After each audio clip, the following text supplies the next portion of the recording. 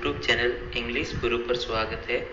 और आज हम जो टॉपिक ले रहे हैं वो ले रहे हैं क्लास 10th RBSc के अकॉर्डिंग टेंस यानी काल। टेंस किसे कहते हैं?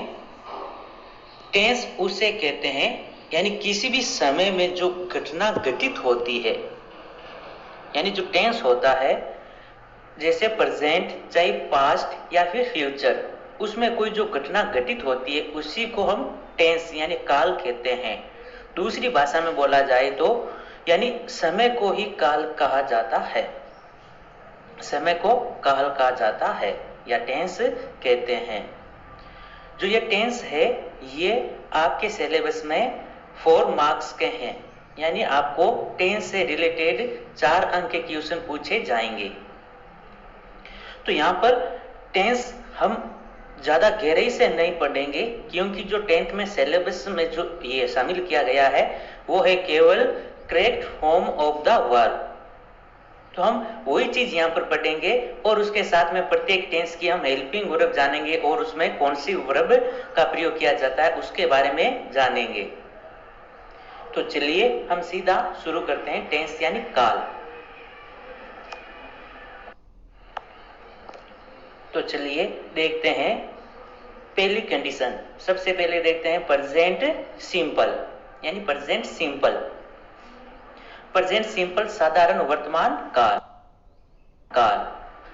साधारण वर्तमान काल या प्रेजेंट सिंपल हेल्पिंग वर्ब होती है डू या डज, साथ में वर्ब की फर्स्ट फॉर्म। लेकिन डू या डज ये नेगेटिव सेंटेंस यानी नकारात्मक वाक्य से शुरू होती है। सकारात्मक में क्या करते हैं फिर? तो सकारात्मक वाक्य में वर्ब की फर्स्ट फॉर्म कंडीशन क्या है? सब्जेक्ट प्लूरल होना चाहिए। यदि सब्जेक्ट प्लूरल है, बहुवचन है, तब हम केवल वर्ब की फर्स्ट फॉर्म का प्रयोग करते हैं। यदि सब्जेक्ट सिंगुलर है यानी कर्ता अगर एक वचन है तब हम वर्ब की फर्स्ट फॉर्म के साथ एस या ईएस का प्रयोग करते हैं। तो देखते हैं प्रेजेंट सिंपल को आपको कब कब लिखना है। पहली कंडीशन देखिए, यदि वाक्य में यानी जो भी आपको सेंटेंस दिया गया उस सेंटेंस में always, often, usually, regularly, sometimes, generally, rarely, daily, seldom and every plus time. ध्यान रखना यहाँ एवरी दिखाया गया है जबकि एवरी प्लस टाइम यानी जैसे एवरी संडे, एवरी जनवरी, एवरी डे, यानी एवरी के साथ में कोई आपको टाइम रिलेटेड वर्ड मिलेगा तब आपको प्रेजेंट सिंपल यानी या फिर आपको वर्ब की फर्स्ट फॉर्म के साथ एस या ईएस का प्रयोग करना है। तो चलिए कुछ हम उदाहरण देखते हैं, एग्जांपल देखते हैं। We always go to school. ये जो देखिए सेंटेंस दिया गया है इसमें देखिए ऑलवेज वर्ड आया हुआ है और तो जो हमारा नियम है उसमें भी देखिए always, often, usually, regularly, sometime, generally, rarely, daily, seldom या एवरी प्लस टाइम होना चाहिए। तो इनमें से देखिए ऑलवेज आया हुआ है तो कौन सा टेंस को लिखना आपको? Present simple. अब आपको सेंटेंस देखना कौन सा है ये, we always go to school. सकारात्मक वाक्य है तो सकारात्मक वाक्य है तो हमें केवल या तो वर्ब की फर्स्ट फॉर्म या फिर वर्ब की फर्स्ट फॉर्म के साथ एस या ईएस। लेकिन जब हम इसका सब्जेक्ट देखते हैं तो सब्जेक्ट क्या है? वी, प्लूरल है यानी बहुवचन है तो बहुवचन के साथ में केवल क्या लिखते हैं? वर्ब की फर्स्ट फॉर्म। तो इसका जो आंसर होगा वो होगा गो। सेकंड एग्जांपल, ही मीट मी सम टाइम।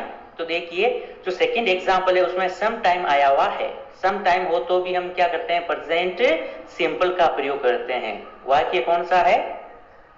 सकारात्मक वाक्य है। तो सकारात्मक वाक्य है तो या तो हमें वर्ब की फर्स्ट फॉर्म या फिर वर्ब की फर्स्ट फॉर्म के साथ एस या ईएस। तो अब देखते हैं हम सब्जेक्ट है इसका ही यानी सिंगुलर सब्जेक्ट है, एक वचन करता है तो एक वचन करता के साथ में जो वर्ब दी गई है मीट उसमें या तो एस या ईएस। तो मीट है तो यहाँ क्या कर देंगे? हम केवल एस लगा देंगे तो ये हो गया meets. He meets me some time. उसी प्रकार हमारा third example, Yashasvi go to market rarely. तो देखिए जो थर्ड एग्जाम्पल है उसमें रेयरली शब्द का प्रयोग हुआ है। रेयरली हो तो भी किसका प्रयोग, रेयरली हो तो किस टेंस को लिखते हैं, प्रेजेंट सिंपल। तो देखिए सेंटेंस कौन सा है, ये भी सकारात्मक वाक्य है। तो सकारात्मक वाक्य में तो या तो वर्ब की फर्स्ट फॉर्म या फिर वर्ब की फर्स्ट फॉर्म के साथ एस या ईएस। इसके लिए हम देखेंगे सब्जेक्ट, कर्ता एक वचन या फिर बहुवचन। यशस्वी, देखिए किसी लड़की का नाम है और लड़की का नाम एक वचन होता है। तो देखिए यशस्वी एक वचन होने के कारण यहाँ पर हम कर दिया गो के साथ में ईएस लगा दिया। चलिए थोड़ी सी बात करते हैं, एस या ईएस कब लगाया जाता है, यानी एस आपको कब लगाना है, ईएस आपको कब लगाना है। जैसे मीट में तो केवल हमने एस लगाया था, लेकिन गो के साथ में हमने ईएस लगाया। चलिए ये बात जान लेते हैं। जो भी आपको वर्ब दी जाती है उस वर्ब के अंत में यदि S, double S, O, X, C H, S H हो तो हम ईएस लगाते हैं और अन्य वर्ब के साथ में हम केवल एस लगाते हैं।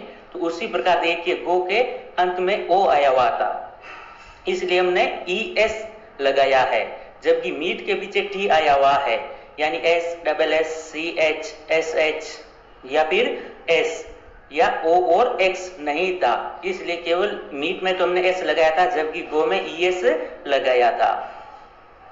चलिए अगला देखते हैं, farmers walk to field every day. Fourth example में देखिए एवरी डे, जैसे आपको बताया भी था कि एवरी प्लस टाइम, तो एवरी के साथ में डे आया हुआ है, तो किस टेंस का प्रयोग करेंगे, प्रेजेंट सिंपल। अब सेंटेंस देखते हैं कौन सा है ये, सकारात्मक सेंटेंस। तो सकारात्मक सेंटेंस है तो हम या तो केवल वर्ब की फर्स्ट फॉर्म के साथ एस या ईएस या फिर केवल वर्ब की फर्स्ट फॉर्म का प्रयोग करेंगे। इसलिए हम देखेंगे उसका सब्जेक्ट, फार्मर्स, देखिए प्लूरल है, बहुवचन है, तो यहाँ पर हम केवल जो वर्ब दी गई है उसकी फर्स्ट फॉर्म ही लिखेंगे। तो वाक वर्ब की फर्स्ट फॉर्म है, इसी को हम वापस लिख देंगे वाक।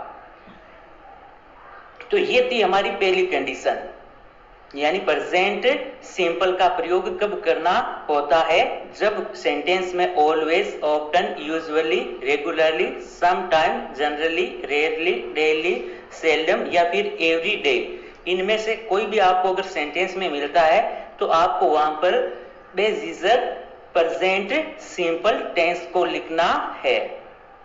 दूसरी कंडीशन क्या है, यदि वाक्य में कोई सार्वभौमिक सत्य, वैज्ञानिक तथ्य, मुहावरे, कहावतें, आध्यात्मिक सत्य इत्यादि अगर हो तो आपको प्रेजेंट सिंपल मतलब नेगेटिव है तो डू डज वर्ब की फर्स्ट फॉर्म, और अगर केवल वाक्य सकारात्मक है तो वर्ब की फर्स्ट फॉर्म या फिर वर्ब की फर्स्ट फॉर्म के साथ एस या ईएस का प्रयोग आपको करना है। तो चलिए इसके भी एग्जाम्पल देखते हैं, the sun rise in the east. अब देखिए कौन सा सेंटेंस है, सकारात्मक। अब सब्जेक्ट देखेंगे, द सन सिंगुलर है, यानी एक वचन है। एक वचन है तो हमें क्या करना है, जो वर्ब दी गई है उसके साथ में एस या ईएस या फिर वर्ब की फर्स्ट फॉर्म लिखनी है। तो देखिए यहाँ पर सिंगुलर है तो हमें वर्ब के साथ में एस या ईएस लगाना है। तो देखिए यहाँ क्या कर देंगे, ई आया हुआ है तो हमें केवल यहाँ एस लगाना है। तो ये हो गया rises, the sun rises in the east. Second example, God live everywhere.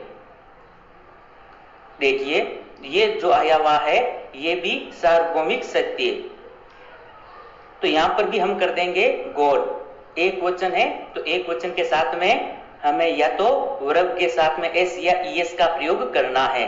तो अंत में देखिए ई आया हुआ है, यानी C H, S H, X, O, double S या एस, ये नहीं है तो केवल क्या करना होता है, हमें एस लगाना है। तो ये भी हो गया लाइव्स, गॉड लाइव्स एवरीवेयर। उसी प्रकार third example, fortunes favour the brave. भाग्य भी बहादुर लोगों का साथ देता है, या भाग्य भी बहादुर लोगों का पक्ष लेता है। ये भी क्या है, ये एक कहावत है। तो कहावत हो तो भी हमें किस टेंस को लिखना होता है, प्रेजेंट सिंपल को। तो उसी प्रकार देखिए यहाँ क्या कर दिया, जो वर्ब दी गई है केवल उसमें एस लगा दिया, यानी फेवर्स। उसी प्रकार से एक और जो कंडीशन है इसकी, वो कंडीशन देखिए,